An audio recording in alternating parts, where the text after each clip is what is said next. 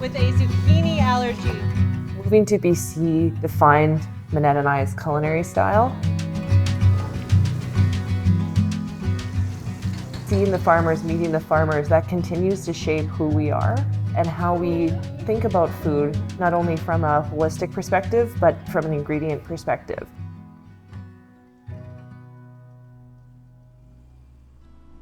I don't think I'll ever forget driving into the Okanagan for the first time. We drove in between West Kelowna and Peachland, and you just see the lake and the mountains right behind it, and you can see all the way down to Penticton. And there's just food and wine and artisans and farmers everywhere. Our drive to work right now is 4 minutes, and in that 4 minutes we drive past apples, pears, corn, peaches, cherries. Nature is in your face here, and it's exciting. We're very fortunate to be in this little ecosystem of chefs here that care about where the food is coming from and care about supporting local farmers.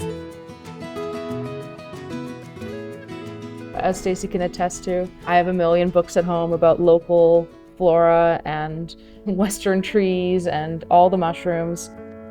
And so we started looking at what grew here, not only in the farms, but also what grew wild, so that we could bring something maybe a little bit different to a diner's plate. I think that's what really excites me about Minette's passion for foraging, is introducing all of the wild things we can find and connecting them a little bit more to where they are visiting or living.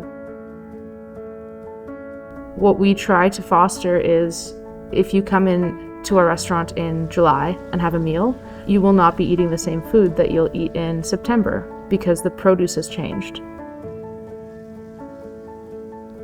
Being thoughtful about what you take, never taking the first one of something you see because it might be the only one. There are other animals coming down and eating. Preserving, foraging, for us, it's all just part of the story of the Okanagan, and by extension, the story of BC, I think.